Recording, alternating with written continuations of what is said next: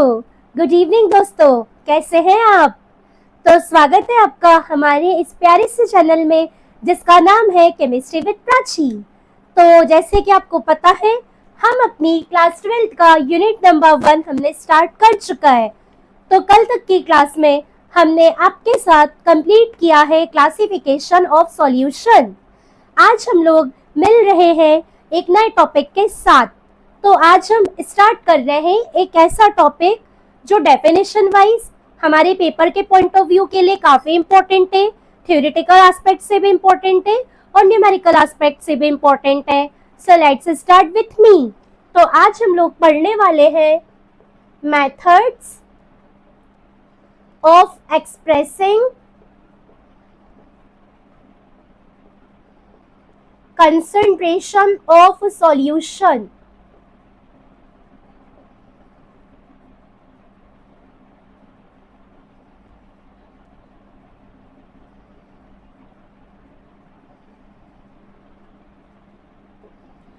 तो दोस्तों आज अपन को देखना है कि किन किन तरीके से हम किसी भी सॉल्यूशन के कंसंट्रेशन को मेजर कर सकते हैं। तो ऐसे काफी सारे वेज है जिससे हम कंसंट्रेशन कैलकुलेट कर सकते हैं। तो देखिए, फर्स्ट नंबर पे हम कंसंट्रेशन कैलकुलेट कर सकते हैं बाय परसेंटेज के थ्रू। नंबर 2 पर अपन कंसंट्रेशन निकाल सकते हैं by mass fraction. Number 3 one of the favorite topic and most important topic that will be molarity। number 4 molality। And I promise यदि आप ये दोनों टॉपिक मेरे साथ पढ़ते हो तो आपको ये बहुत अच्छे तरीके से और हमेशा के लिए एकदम क्लियर हो जाएंगे। नंबर 5 है मोल फ्रैक्शन।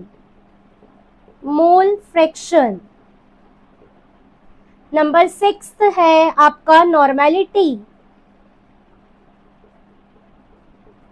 नंबर 7 है फॉर्मेलिटी, जैसा नाम है वैसे ही काम है। नंबर 8 है स्ट्रेंथ। एंड नंबर 9 है बाय पीपीएम, जिसका फुल फॉर्म होता है बाय पार्ट्स पर मिलियन। तो ये 9 वे से हम किसी भी सॉल्यूशन के कंसंट्रेशन को कैलकुलेट कर सकते हैं। अब आप बोलोगे मैम अब तो कुछ एक्स्ट्रा पढ़ा रहे हो, हमारे एनसीईआरटी में तो मोलरिटी है, मोलालिटी है, मोल फ्रैक्शन है और एक आध दो क्वेश्चन परसेंटेज के, बट आपने तो इतने सारे तरीके लिखे। तो हाँ दोस्तों, हमें आपको सिर्फ 12th के लिए नहीं, हमें आपके कॉन्सेप्ट को हमेशा के लिए क्लियर करना है। आफ्टर 12th या विथ 12th आप कोई भी कॉम्पिटिटिव एग्जाम यदि फेस करते हैं तो ये टर्म्स आपको कहीं भी काम आ सकती हैं। तो हम ये चाहते हैं कि 12th में रहते रहते एटलीस्ट आपको 12th तक का कंप्लीट नॉलेज मिले। नॉर्मेलिटी जो है ये आपके प्रैक्टिकल एस्पेक्ट से बहुत इंपॉर्टेंट है। आपके 12th में प्रैक्टिकली वॉल्यूमेट्रिक एनालिसिस मतलब आपको टाइट्रेशन करना है, तो टाइट्रेशन में हम लोग नॉर्मेलिटी कैलकुलेट करते हैं। तो हमें पता होना चाहिए कि नॉर्मेलिटी क्या होती है। तो यदि हम लोग ये पूरी 9 वेज पढ़ते हैं तो हमारे कॉन्सेप्ट बहुत अच्छे से एकदम क्रिस्टल क्लियर हो जाएंगे। एक और बात, जस्ट मस्ट रिमेंबर कि जो 9th नंबर के टर्म है बाय पीपीएम, तो with the help of PPM we can measure the amount of pollution की क्वांटिटी या पॉल्यूशन को हम पीपीएम से नाप सकते हैं। ये एक ऑब्जेक्टिव है जो सीबीएसई और एमपी बोर्ड दोनों ही स्टूडेंट्स के लिए काफी काम का है। तो आई होप ये पूरे भी आपने ध्यान से देखा हो। अब हम लोग टर्म नंबर 1 पढ़ना स्टार्ट करते हैं। So just come with me.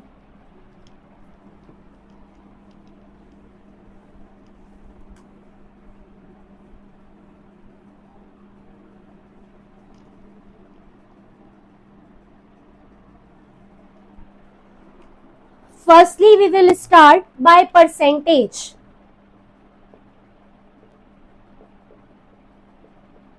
अब सबसे पहले अपन ये देखेंगे कि हम इसे डिफाइन कैसे करें, कैसे हम परसेंटेज की हेल्प से किसी भी सॉल्यूशन के कंसंट्रेशन को कैलकुलेट कर सकते हैं। तो दोस्तों इसकी डेफिनेशन होती है the amount of solute dissolved in per 100 part of solution is called percentage of solution। किसी भी सॉल्यूशन के हर 100th पार्ट में जितना भी सॉल्यूट प्रेजेंट है या डिसॉल्व है उसे आप बोलोगे परसेंटेज ऑफ सॉल्यूशन। ठीक है, एकदम शॉर्ट एंड स्वीट वे में मैं लिख देती हूं, amount of solute dissolved in per 100 part of solution called percentage। देखो अब परसेंटेज को आप कैलकुलेट कर सकते हो बाय 3 फॉर्मूलाज। तो हमारे पास 3 फॉर्मूले में फॉर्मूला नंबर 1 केस 1 हम परसेंटेज निकाल सकते हैं, परसेंटेज बाय मास अपॉन मास। इसे आप कह सकते हो वेट बाय वेट। यदि आपको इसका पहले फॉर्मूला देखिए, percentage by mass upon mass और weight by weight equals to mass of solute divided by mass of solution multiplied by 100। ये केस नंबर 1 है परसेंटेज कैलकुलेट करने का। सो यदि फ्रेंड्स आपको सॉल्यूट भी ग्राम में दिया हुआ है और सॉल्वेंट भी ग्राम में दिया हुआ है तो आप केस नंबर 1 का यूज करके किसी भी सॉल्यूशन का परसेंटेज बता सकते हो। Now case number 2 percentage by volume by volume. Volume की हेल्प से हम कैसे परसेंटेज को कैलकुलेट करेंगे, देखिएगा, volume of solute divided by volume of solution multiplied by 100। यदि हमें सॉल्यूट और सॉल्वेंट दोनों ml में गिवन हो तो हम केस नंबर 2 का यूज करके हमारे किसी भी सॉल्यूशन के कंसंट्रेशन को परसेंटेज की हेल्प से डिटरमाइन कर सकते हैं। Now come case number 3 percentage by mass upon volume. तो इसके लिए आप कुछ ऐसा लिखोगे, मास of solute divided by volume of solution multiplied by 100। यदि सॉल्यूट आपको ग्राम में दिया है और सॉल्वेंट आपको ml में दिया है तो आप ये वाला केस का यूज कर करके परसेंटेज निकाल सकते हो। और हमें परसेंटेज निकालना है तो इनटू में 100 हम लगाएंगे। तो डियर स्टूडेंट्स, आपके सामने बोर्ड पर तीनों केसेस परसेंटेज के लिखे हुए हैं। आई होप आपको टर्म नंबर 1 बहुत अच्छे से क्लियर हो गई है। कल की क्लास मिस मत करिएगा क्योंकि कल हम लोग न्यूमेरिकल्स करने वाले हैं। आज मैंने आपको परसेंटेज बताया तो कल हम परसेंटेज की न्यूमेरिकल करेंगे। अब हम लोग चलते हैं एक छोटे से टॉपिक को आज हम और कवर करते हैं, क्योंकि सेकंड नंबर पे मैंने बोर्ड में लिखा था मोलैरिटी एंड मोलालिटी। मोलैरिटी और मोलालिटी ये दोनों पढ़ने से पहले आपको क्लियर होना चाहिए हमारी केमिस्ट्री की काफी इंपॉर्टेंट टर्म है मोल। तो पहले हम मोल देखते हैं, मोल के बाद मैं आपको मोलैरिटी और मोलालिटी की तरफ लेके चलूंगी। मोल,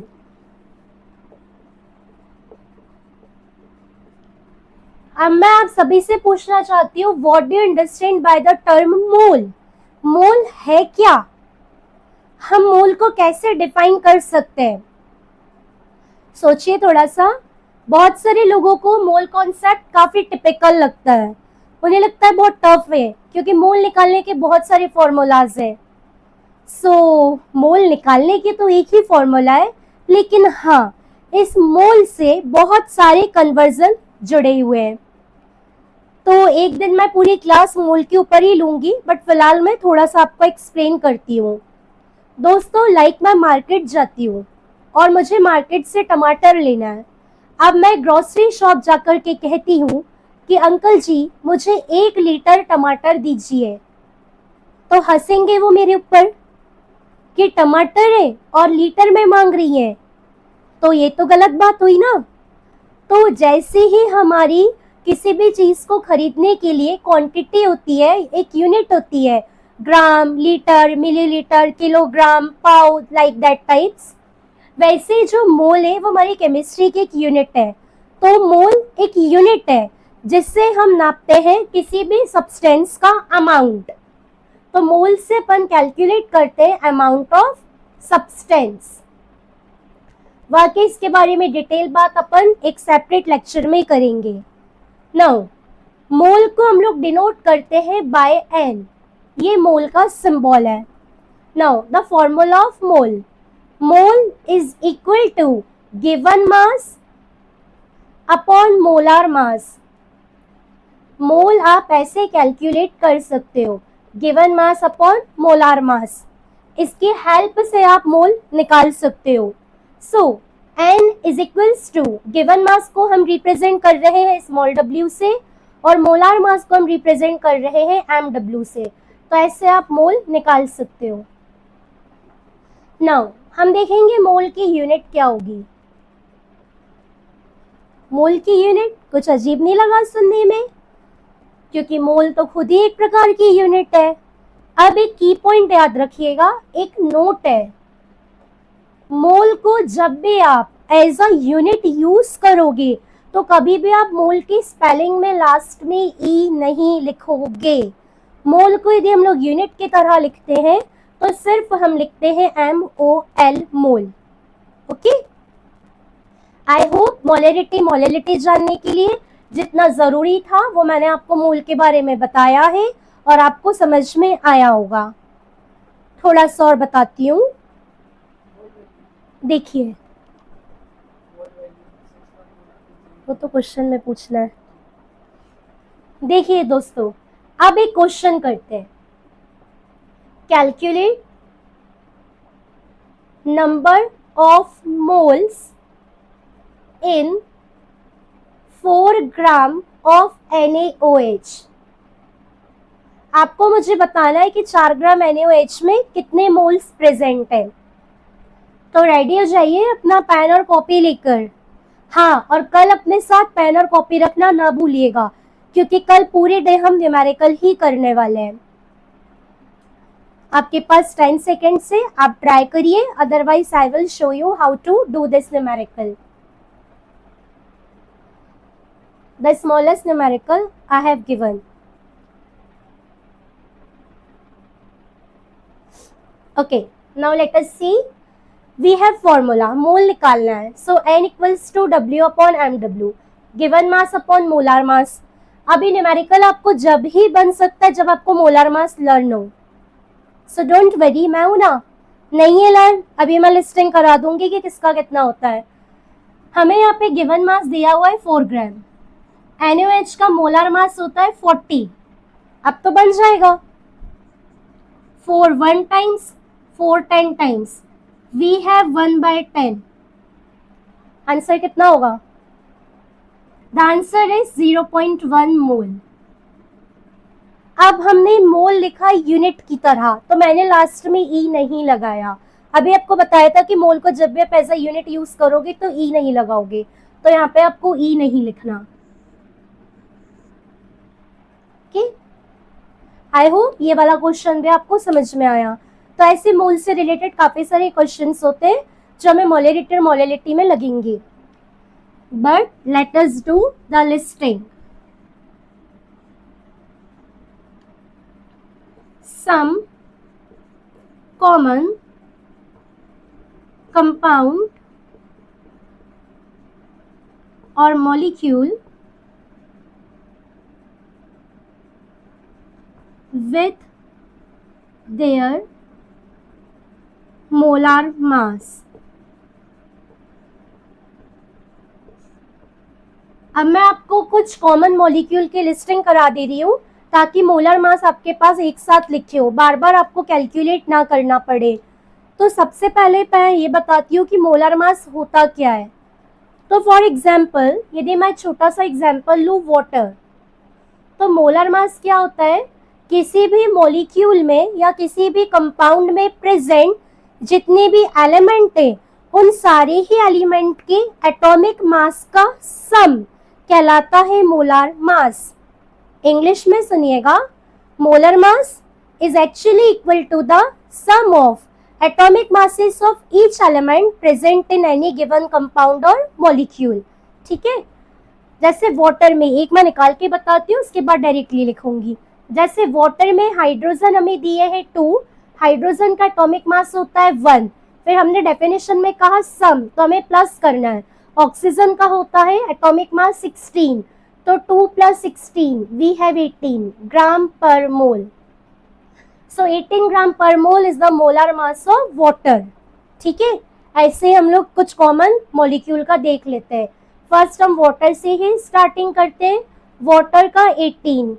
नंबर सेकंड कॉमन जो आपको बहुत ज्यादा लगने वाला है HCl, H का 1, Cl का 35.5, आप दोनों को ऐड करोगे 36.5। नंबर थर्ड HNO3, यहाँ पे देखो मैं इसको निकाल के बता देती हूँ एक बार। H का 1 लेंगे हम एटॉमिक मास, नाइट्रोजन का 14 लेंगे, ऑक्सीजन 3 है, ऑक्सीजन का 16 होगा। आप ये दिन सबको ऐड करोगे आपके पास आ जाएगा 63 ग्राम पर मोल। नंबर 4 एकदम कॉमन सा NaCl, Na का 23, Cl का 35.5 ऐड करा आपने, आपको मिल जाएगा 58.5। Number 5 NaOH, sodium 23, oxygen 16, hydrogen 1, we got 40। Number 6 H2SO4, very common. Sulphuric acid, king of chemicals भी कहते हैं, 98। One of the most common compound जो आपको बहुत ज्यादा देखने मिलने वाला है, glucose, C6H12O6। If you will add all the atomic masses, you got 180 gram per mole. Number 8 common sugar. Common sugar खाने वाली शक्कर, जिसे हम टेबल शुगर के नाम से भी जानते हैं, इसे केमिकली अपन बोलते हैं sucrose. Sucrose, the formula C12H22O11, this is the formula of sucrose and the molar mass is 342. Now, number 8, urea. What is the chemical formula of urea? बता देती हूँ मैं। यूरिया NH2CO NH2, इसे आप कंबाइन करके भी लिख सकते हो N2H4CO. So, the molar mass of urea is 60 gram per mole. Number 10, acetic acid, CH3COOH, acetic acid और इथेनोइक एसिड, जिसे हम लोग विनेगर के नाम से भी जानते हैं। हाँ, वही खाने वाला vinegar. So the molecular mass of vinegar या एसिटिक एसिड इज अगेन 60 ग्राम पर मोल। तो ये मेरे तरफ से कुछ कॉमन कंपाउंड या मॉलिक्यूल है, उनके मॉलिक्यूलर मास के साथ। अब मैं आपको एक होमवर्क दे रही हूँ। इस होमवर्क में आपको कल के लेक्चर से पहले कमेंट करके मुझे बताना है कि पर्टिकुलर कंपाउंड में मोलर मास क्या होगा। तो एक आपको मुझे मोलर मास बताना है इथेनॉल का, और एक आपको मुझे मोलर मास बताना है इथाइलिन ग्लाइकॉल का। Ethanol and ethylene glycol. I am not telling you the molecular formula of these molecules. This is your homework. You have to research about it and just tell me. One more homework for you. आज के lecture में हमने बात करी मोल। जब भी मोल word आता है तो मोल की वैल्यू आती है। आपको मुझे बताना है कमेंट करके कि 1 मोल की वैल्यू क्या होती है। 1 मोल में क्या आएंगे? How many number of atoms, molecule or ions are present in 1 mole? एक मोल में कितने एटम मॉलिक्यूलर आयन होते हैं, ये आप मुझे कमेंट करके आंसर बताएंगे। दोस्तों, हमारा आज का लेक्चर यहाँ पे फिनिश होता है। आज हमने देखा कॉन्सेंट्रेशन एक्सप्रेस करने के लिए कितने टर्म्स होते हैं, उसमें से हमने फर्स्ट टर्म और बेसिक मोल कॉन्सेप्ट को डिस्कस किया।